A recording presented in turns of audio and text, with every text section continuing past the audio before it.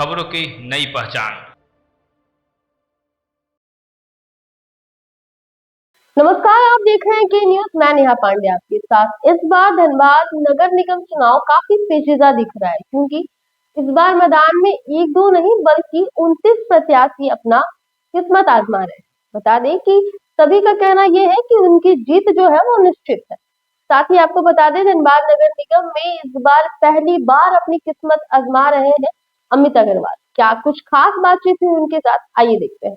Mayor साहब अपनी उपलब्धि गिनवाते हैं कि 45,000 स्ट्रीट लाइटें लगी। झरिया की रजिस्ट्री बंद है, झरिया में बैंक लोन नहीं मिलते हैं, झरिया को लोगों को बेवकूफ बनाने का काम किए हैं। अपना एक प्रतिनिधित्व करने के लिए जन प्रतिनिधि चुना है, जिसका काम है झरिया के, सिंदरी के, कतरास के, धनबाद के मजबूर लोगों के लिए सोचना।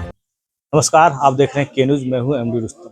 धनबाद मेयर के चुनाव जो है इस बार काफी दिलचस्प हो चुकी है, क्योंकि एक से एक दावेदार तो बीच में है, लेकिन जनता किसको चुनेगी यह कहना मुश्किल है।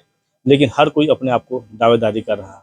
हमारे साथ अमित अग्रवाल हैं, तो हम बात करेंगे अमित अग्रवाल से। तो सीधी बात करेंगे कि सबसे पहले नमस्कार। देखिए, हम लोग विश्व हिंदू परिषद से हैं। हम लोग विश्व हिंदू परिषद से रहने के कारण हम लोग का काम ही है समाज सेवा करना। तो जो काम हमने सीखा है, शुरू से संघ के स्कूल में पढ़े, सरस्वती शिशु मंदिर में संघ के सिद्धांतों पे चलने वाले लोग हैं। तो जो संघ में सीखे हैं वही काम करते हैं। मेयर के चुनाव है, काफी लोग इसमें हैं। ऐसा कौन सा मुद्दा है जिसको लेकर आप जनता के बीच जा रहे हैं? देखिए, मुद्दा ऐसा है ना कि धनबाद में मुद्दा मत बोलिए, मुद्दाओं की कमी नहीं। इतने मुद्दे हैं जिसको बताते बताते पूरी रात हो जाएगी, लेकिन फिर भी मैं आपको बताता हूँ। स्टार्ट करता हूँ आपके धनबाद से ही। सबसे पहले धनबाद प्रॉपर टाउन में अपने पूर्व मेयर साहब अपनी उपलब्धि गिनवाते हैं कि 45,000 स्ट्रीट लाइटें लगी। लेकिन क्या है कि 45,000 जो स्ट्रीट लाइटें लगी हैं वो शहर में लगी हैं। नगर निगम का काम है गलियों का, कॉलोनियों का, सोसाइटियों का, जो तंग गलियां हैं उसमें स्ट्रीट लाइट लगवाना, साफ सफाई करना, कॉलोनियों की सड़कों को बनवाना। धनबाद में वो काम नहीं हुआ है। धनबाद में एक काम हुआ 8 लाइन सड़क, जो अपनी उपलब्धि वो गिनवाते हैं कि हमने 8 लाइन सड़क बना दी। 8 लाइन सड़क उनकी नहीं थी, वो विश्व बैंक से लोन लेके, वो सरकार का काम है, वो उन्होंने किया है। हाँ, रहा बात उनके कार्यकाल में ये हुआ, तो उसमें भी उन्होंने गलती की कि वो जो इतना बड़ा प्रोजेक्ट था, वो 200 करोड़ का प्रोजेक्ट था, और उस प्रोजेक्ट को खराब कर देने के चलते वो 500 करोड़ का हुआ। और उसमें बाहर के कॉन्ट्रैक्टर आए, बाहर के लोग आए, बाहर के लेबर आए, यहाँ के बेरोजगारों को कोई रोजगार नहीं मिला। ये बहुत गलत हुआ। दूसरी चीज, ये तो धनबाद की बात हो गई। अब आप आ जाइए कतरास। कतरास में अगर आज आप जाइएगा तो कतरास क्षेत्र 1 नंबर वार्ड से स्टार्ट होता है और 1 नंबर कोलियरी से स्टार्ट होता है, यानी कतरास से धनबाद स्टार्ट होता है। आज कतरास की तंग गलियों में जब आप जाइएगा तो एक बाइक लेके पार नहीं कर सकते हैं। आज वहाँ प्रदूषण का ये बुरा हाल है कि वहाँ के लोग जो है वो त्राहिमाम करते प्रदूषण से। ब्लास्टिंग जब होती है तो उनका कलेजा कांप जाता है, लेकिन मजबूरन लोग क्या करें और कहाँ जाएं। कतरास का भी बुरा हाल है। अब आप आ जाइए झरिया। तो झरिया, आप लोग अगर झरिया में आप लोग घूमते होंगे तो आप झरिया का देख रहे होंगे आज आउटसोर्सिंग वाले का क्या अत्याचार चल रहा है। आज ये स्थिति है कि धीरे धीरे आउटसोर्सिंग झरिया बाजार की ओर बढ़ती जा रही है, जिसके चलते झरिया के मकानों के ऊपर 1 इंची मोटी लेयर बैठ जाती है डस्ट की। आज झरिया में घुसने के बाद झरिया शहर लगता है कि एक पुराना शहर है। उसका कारण है कि अगर आप चाह के भी अपनी बिल्डिंग में रंग पुचाड़ा करवाते हैं, ये बहुत बड़ा मैटर, छोटी बात नहीं है कि अगर लोग चाहें कि हम अपने घर को अच्छा कर लें तो 1 हफ्ते में उसमें डस्ट बैठ जाना और बारिश आ गई तो वो रंग बर्बाद हो जाना। झरिया में पानी की दुविधा है, 3-3 दिन नल नहीं चलती है। झरिया में बिजली की समस्या है, 3-3 दिन बिजली नहीं रहती है। झरिया में कतरास मोड़ में जो हाईवा निकलती है, वहाँ अभी दर्जनों क्या हजारों लोग मर चुके हैं, इंसान की कोई कीमत नहीं है। तो ये जो सब कुछ हो रहा है, इसमें किसकी गलती? आम लोगों की गलती नहीं है, जनप्रतिनिधियों की गलती है। जो जनप्रतिनिधि झरिया से चुन के गए हैं, झरिया के वोट बैंक को लिए हैं। आज झरिया की ये स्थिति है, यहाँ से वॉकिंग डिस्टेंस पे आप इंदिरा चौक में चल जाइए तो वहाँ ओपन आपको आग और गैस दिखाई देगी। ये ऐसा शहर कौन सा शहर है भैया जहाँ लोग रहते और बगल में आग रहती हो? तो ये लोगों को झरिया शहर से भगाने का प्लानिंग है, पूरे झरिया शहर को खाली कराने का प्लानिंग है। क्योंकि जब तक झरिया खाली नहीं होगा तब तक तो बाहुबलियों का, कोल माफियों का काम नहीं होगा। कोयला नहीं निकलेगा तो काम नहीं चलेगा। तो मेरा बोलने का मतलब है कि आज झरिया के साथ जो दुर्व्यवहार और अत्याचार हुआ है, ये बहुत गलत हुआ है। आज झरिया के लोग बहुत परेशान है। आज झरिया में लोग मजबूरन रह रहे हैं। जो भी आदमी सक्षम थे वो झरिया से पलायन कर चुके हैं। आने वाला समय में आपको नजर आएगा कि झरिया एक छोटी सी टापू से भी छोटा रह गया है और झरिया में कुछ नहीं बचेगा। अब आप आ जाइए सिंदरी, एक नगर निगम का क्षेत्र आता है सिंदरी। सिंदरी। सिंदरी आज हमारी सबसे धनबाद जिले की सुंदर जगह का नाम था सुंदरी, और सबसे ज्यादा ग्रीनरी सिंदरी में हुआ करती थी, और लोगों को सिंदरी से बहुत अपेक्षाएं रहती थी, क्योंकि सिंदरी में कल कारखाने बहुत, अभी आपने थोड़े दिन पहले सुना होगा वहाँ एक फैक्ट्री लगी, फिर एक फैक्ट्री लगी। लोगों को उम्मीदें थी कि सरकार यहाँ फैक्ट्रियां लगवा रही है, अब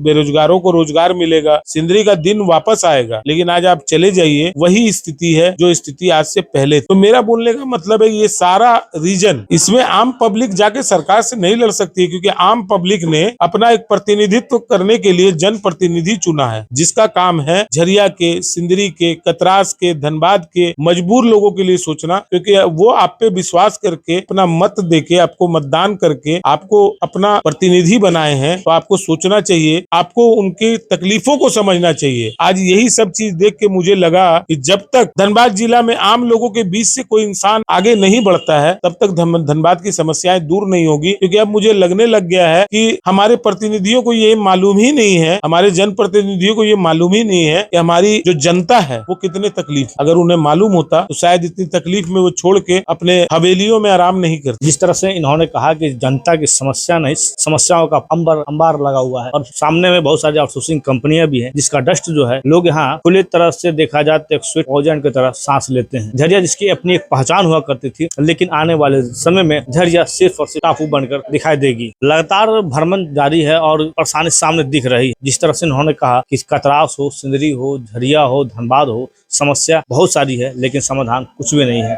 क्या कहेंगे, अगर जनता इस बार अगर मत देती है तो जनता को क्या आश्वासन देंगे आप? देखिए, अगर जनता मुझ पे विश्वास करके अगर अपना नेतृत्व करने के लिए मुझे आगे बढ़ाती है, और जनता को लगता है कि मैं उनके विश्वास पे खरा उतर पाऊंगा, तो मैं यहाँ की जितनी समस्याओं का अभी नाम लिया हूँ, मैं वो सारी समस्याओं के लिए लड़ूंगा। चाहे वो अपना धनबाद हो, अपना झरिया हो, अपना कतरास हो, अपने सिंदरी हो, मैं सब जगह के लिए लड़के ये जितनी समस्याएं हैं, मुझे चाहे जितना लड़ना पड़े, 5 साल के बाद शायद अगर मैं आप मेरे सामने हो और मैं आपके सामने हूँ तो ऐसी बात नहीं हो, क्योंकि ये जितने भी मुद्दे हैं, मेरी कोशिश ये होगी कि मैं 16 घंटे लोगों के बीच में रह के उनकी जो भी समस्याएं हैं, धनबाद को एक मिलेनियम सिटी और झरिया को एक स्मार्ट सिटी का दर्जा तो दिला ही दूं। वोटरों से क्या अपील करेंगे, इस बार आपको क्यों चुने? देखिए, वोटरों से मैं अपील करूंगा, मुझे चुनने का ऐसा है कि आप जितने भी अभी महापौर के लिए अभी जितने प्रत्याशी खड़े हुए हैं, आप सबके पुराने पिछले 15 साल का इतिहास उठा के देखिए। अगर उन्होंने समाज के लिए कुछ किया है, या हमारे झरिया के लिए कुछ किया है, हमारे कतरास के लिए कुछ किया है, हमारे धनबाद जिला नगर निगम क्षेत्र के लिए अगर कुछ किया होता, तो जितनी समस्याएं मैंने बताई हैं उतनी समस्याएं नहीं रहती। तो मेरा कहना है कि जनता मुझ पे विश्वास कर रही है, जनता को लग रहा है कि मैं ये समस्याओं से लड़ूंगा उनके लिए, तो जनता मुझे वोट करे। समाज से जुड़े रहे हैं और लोगों के बीच, अमित अग्रवाल आज से नहीं, कोरोना काल की बात करें तो